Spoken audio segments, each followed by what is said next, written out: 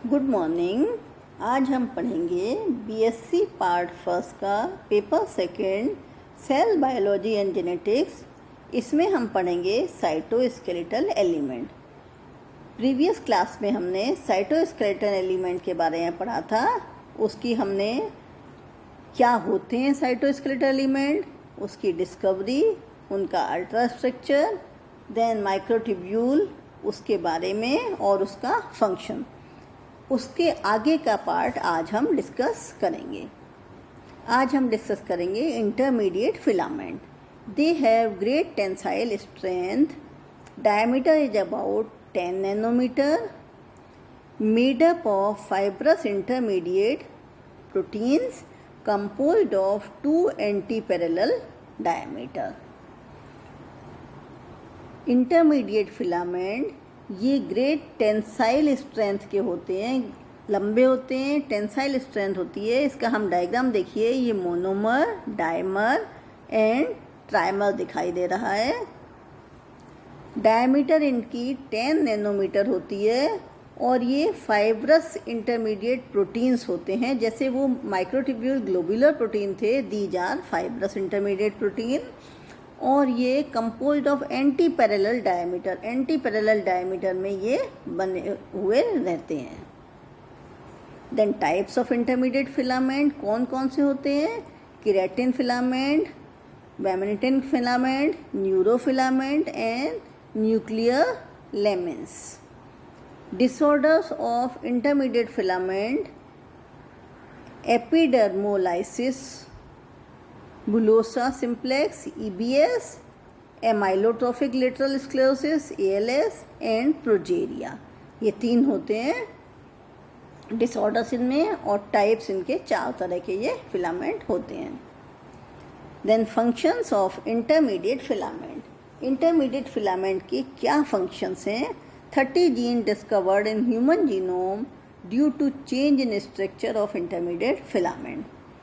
30 genes discover किए गए थे ह्यूमन जीनोम में, जो कि इंटरमीडिएट फिलामेंट के स्ट्रक्चर को चेंज कर देते हैं। Motor neurons disease develop due to irregular distribution of न्यूरोफाइब्रिल्स।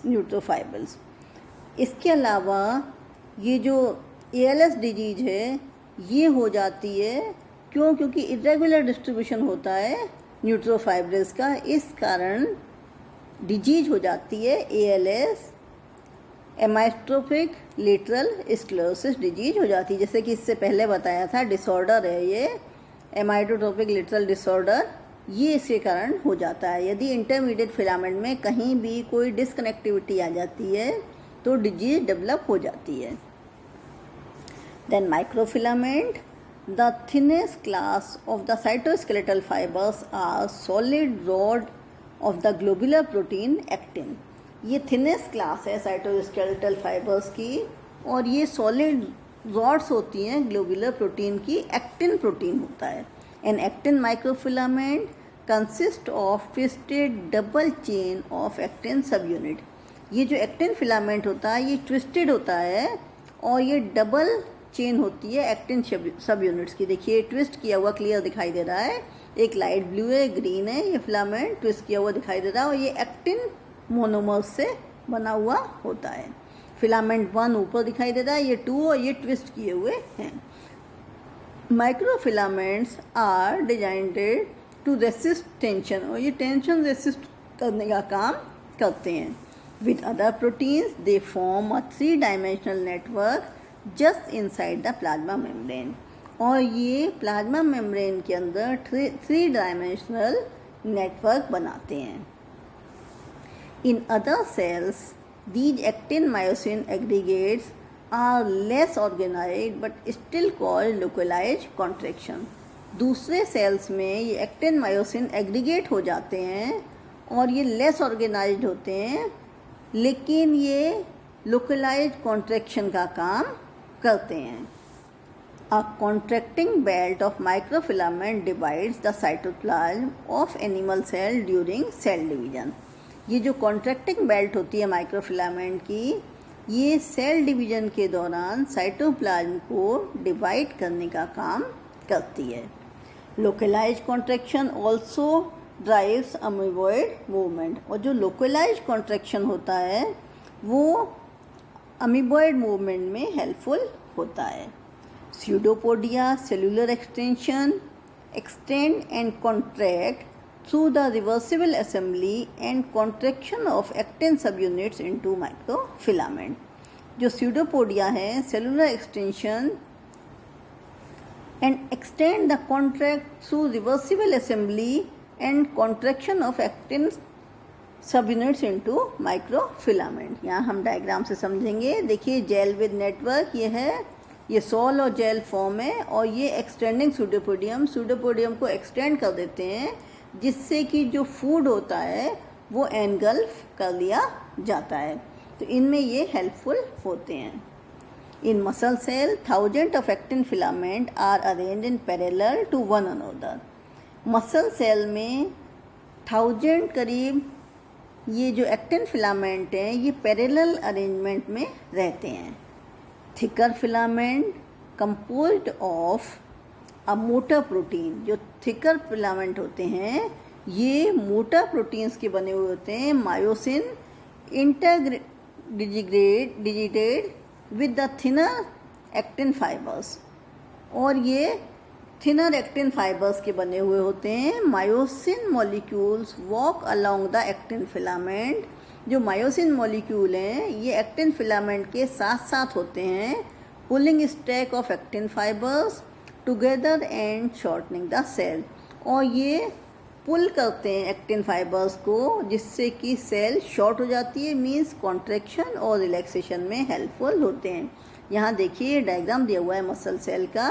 ये एक्टिन फिलामेंट हैं, मायोसिन फिलामेंट जैसा कि आपको बताया था कि ये पैरेलल अरेंज रहते हैं मसल सेल में, पैरेलल वन अनदर। तो आप देखिए ये एक दूसरे के ऊपर पैरेलल अरेंजमेंट इनका दिखाई दे रहा है, और ये कॉन्ट्रैक्शन या पुलिंग का काम करते हैं, स्टैक्स को पुलिंग का काम करते हैं। देन अब हम डिस्कस करेंगे माइक्रोविलाई। माइक्रोविलाई होते हैं जो सरफेस पर पाए जाते हैं जिससे कि सरफेस एरिया बढ़ जाता है। ये फिंगर लाइक प्रोजेक्शन होते हैं।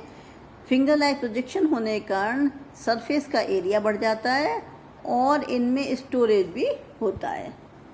Microvilli in epithelial cell specialised for absorption the apical surface present an array of projection called microvilli.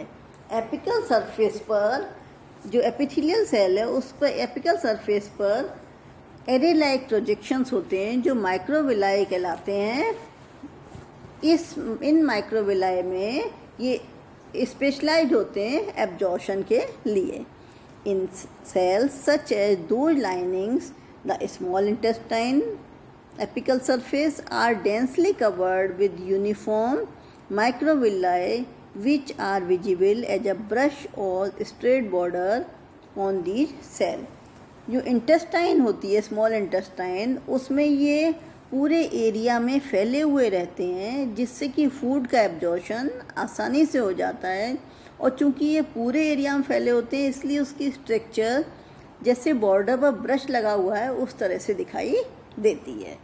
The average microvillus is about 1 micrometre long and 0.1 mu m wide. जो average microvillus है वो 1 माइक्रोम्यू लंबा होता है और 0.1 माइक्रोम्यू चौड़ा होता है।